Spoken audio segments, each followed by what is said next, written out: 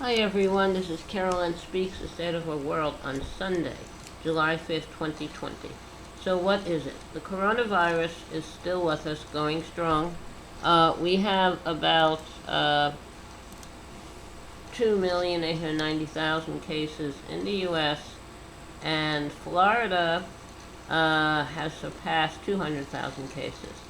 So what is going on here? It seems that no matter what we're doing, it's out there, and it is definitely dangerous. We have to practice social distancing, stay at least 6 feet apart from someone, wear a face mask, something protecting, covering your mouth and your nose, and only go out when you have to. Protect our essential workers, first line responders, emergency workers, etc. And the people who are vulnerable to this illness, veterans in veterans' homes, people in retirement homes and assisted living homes and nursing homes, and farm workers, all agricultural workers, and healthcare workers, and grocery workers, and truck drivers, and people living in migration migrant detention centers, people in jails and prisons, people who are homeless, people living in shelters. All these people are vulnerable to this disease. We have to protect them. The best thing to do is stay away from everyone, practice social distancing, wear your mask, and only go out when you have to, such say the grocery store once a week, drugstore if you have to, the doctor. Only necessary tasks, and then we'll all be a little safer. Now, there's still resistance in various parts of the country. We have an administration that is not taking this coronavirus, this pandemic seriously. They held this two rallies, one in South Dakota, and then they also had one in Washington near the White House for the 4th of July. And they said they have masks available and hand sanitizers, but people are close together, people are not social distancing. And the sad thing is, when they had this rally in South Dakota, it's for Mount Rushmore. It's on the land of an Indian tribe, the Lakota people, and they never got permission from the Lakota people, but they did get permission from the state of South Dakota. But the Indian reservations, Native American reservations, are sovereign nations, and the state can't tell them what to do, but they are. So, we really do have a problem here. I'm hoping this disease, not in these rallies, is the responsibility of the Trump administration, does not affect the Native American populations adversely. And but this disease has hit them hard, as have other diseases throughout history, when the explorers and conquistadors and settlers and colonists came over. They wanted the land of the Native Americans. They gave them blankets infected with smallpox, and these people had no experience with smallpox, and many, many were killed. To me, that's a genocide. So anyway, we really have to do everything we can for the Native American population. This administration isn't. So, postal workers are also vulnerable. They're risking their lives every day to deliver the mail to you.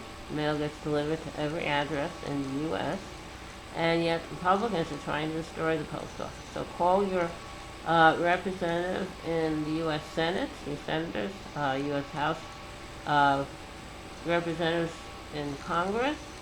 Let them know how you feel. Do you really like the post office? You want them to support the post office? Giving everybody else loan in the bailout and these stimulus programs, give the post office the help too. They've been severely harmed by the 2006 rule passed by U.S. House in the lame duck session after they knew they had lost the House in the election of 2006, and they passed this law restricting the post office on what kind of business they can conduct, and requiring them to pay retiree benefits decades in advance. So we really have to repeal that law, refund all the money the post office has paid for future retiree benefits, It belongs to them, doesn't belong to our treasury. Who even knows if it's in the treasury or if it's already been spent by various people. So that's what we have to do, and then we'll be in better shape.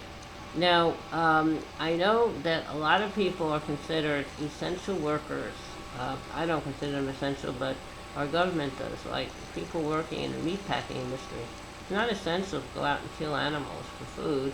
There's plenty of food to eat, fruits and vegetables, grains, cereals, all kinds of stuff. You don't have to kill another creature to get a meal.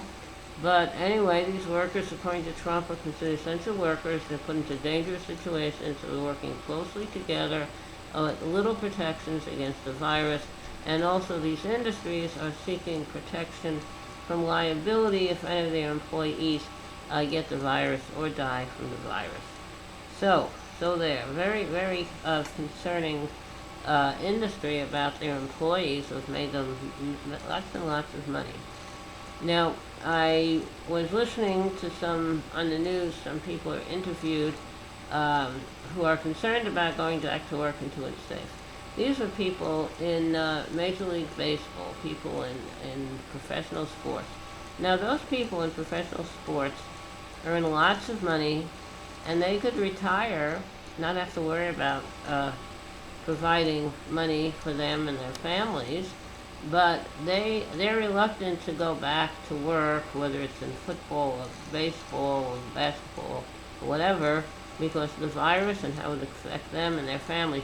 Well, people who consider essential workers don't seem to get a choice because various governments at the state level and the federal level are trying to prevent people from continuing unemployment insurance if they refuse to go back to the job that they had before the virus struck and the economy went downhill. So that's not very fair. If you're in professional sports, you can get a pass on going back to work and not have to worry about paying your bills. But if you're an essential worker without a real voice, you don't seem to have a choice. Well, they can have a choice if they go on strike. Then people would have to stop eating other creatures. And yes, these businesses, these farms that raise animals to be murdered for food for other people, the places where they kill these animals, that's, animals, birds, fish,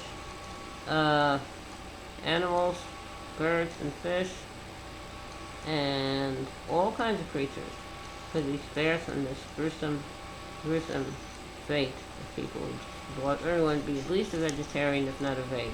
That's my solution. There's plenty of fruit and vegetables out there. Okay.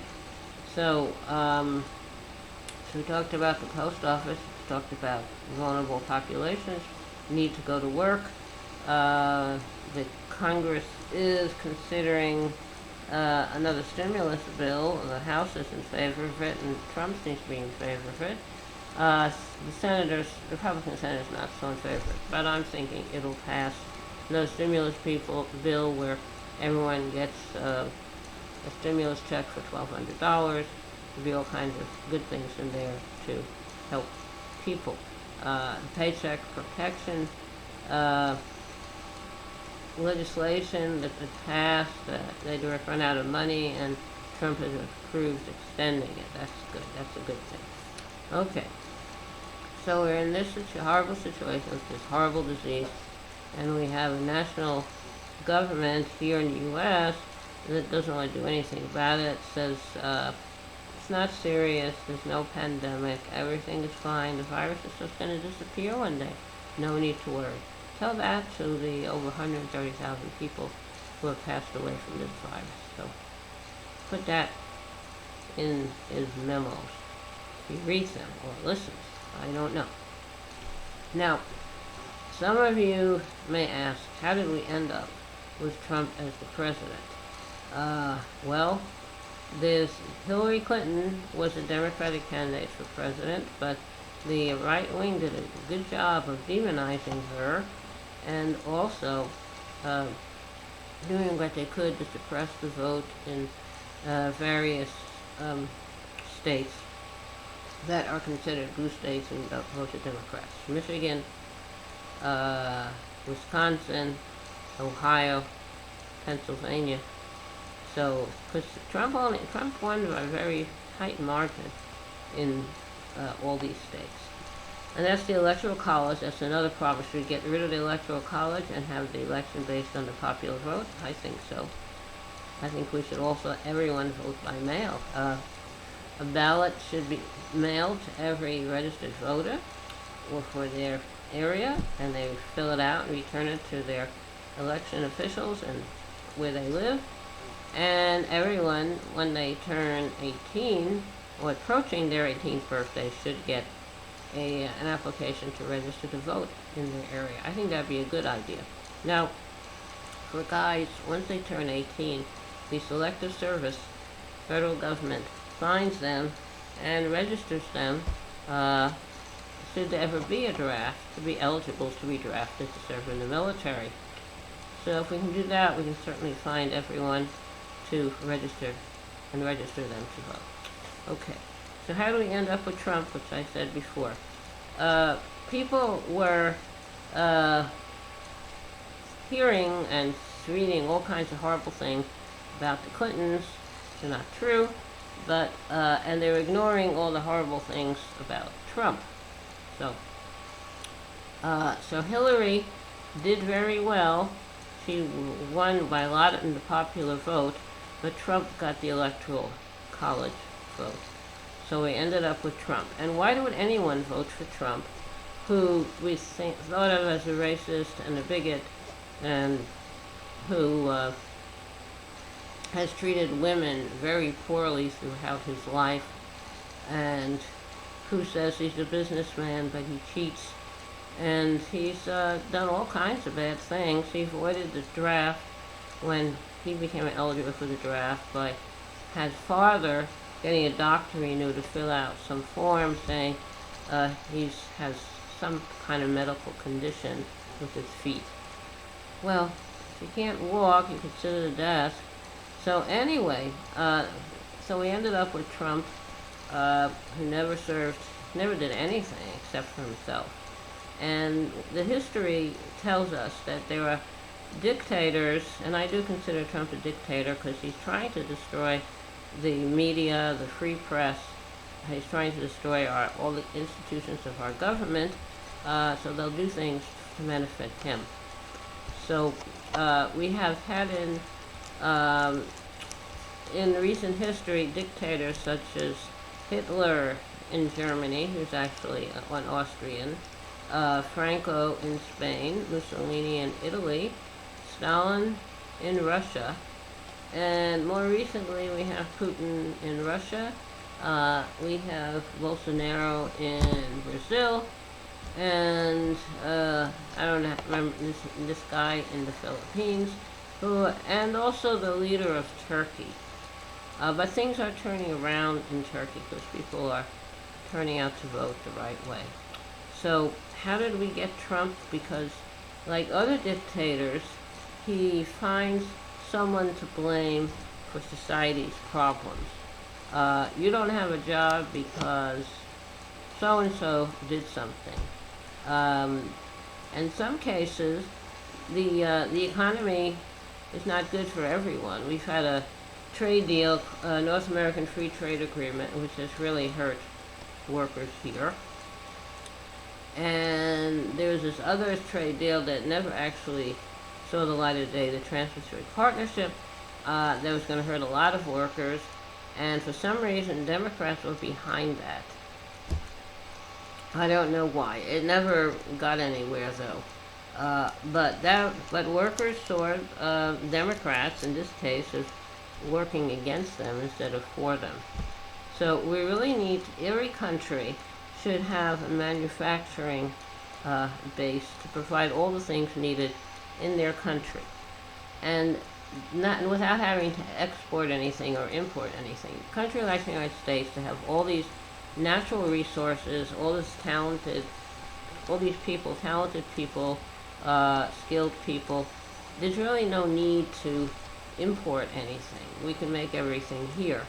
And with the resources that are left over, we could help poorer countries, help them to develop.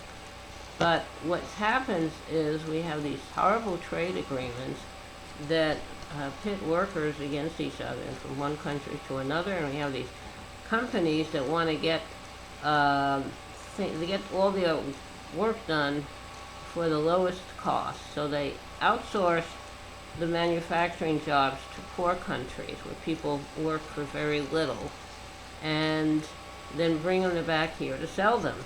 Now that led to a shortage of all kinds of medical equipment and personal protective equipment and drugs and everything when this coronavirus hit. So we have to start, each country should develop whatever they need to support their people, residents of their country. And if there's anything left over, you can help another country. You can also help another country to develop the same kind of policies and methodology. And that could be a way to go. If you have good experience with something, you could pass on, like how to do whatever you do to another country. And that could work. As far as farming goes, I personally think we should not be killing other creatures for food or for medical reasons, for medical experimentation, for anything, or to test to see if some product is safe for people. No, I don't think that's right. I am a vegetarian. I guess I'm more of a vegan than a vegetarian, and I think it's wrong to hurt another creature for your benefit. But that's me. Everybody has free choice. I'm pro-choice and everything. Everybody has their say of what they want to do and how they want to live. So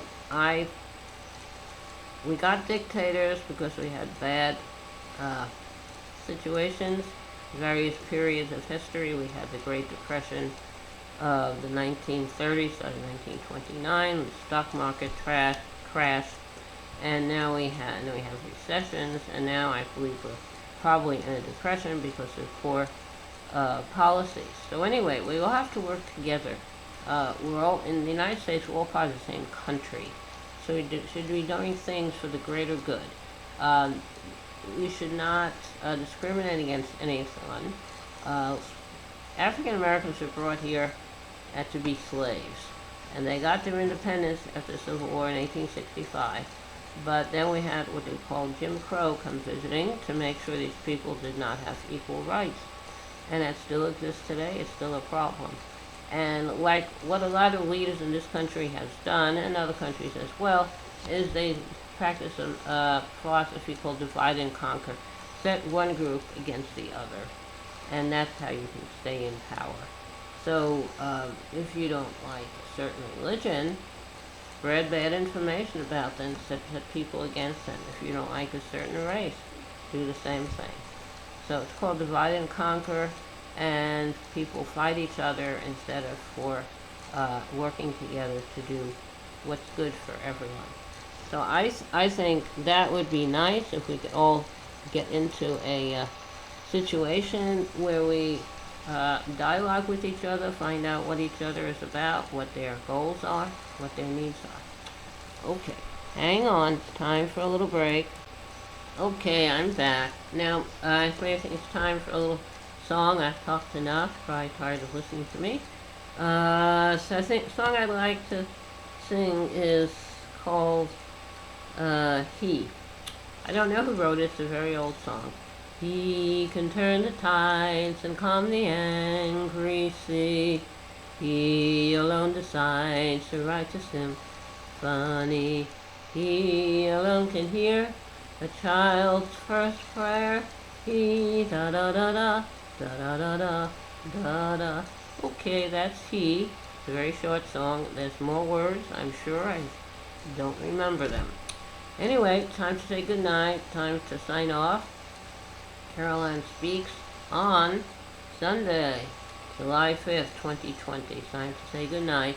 Remember to take care of yourself, take care of others, and remember, kindness goes a long way. Kindness goes a very long way. Hope to see you back here tomorrow evening. Thank you. Thank you for tuning in. Good night.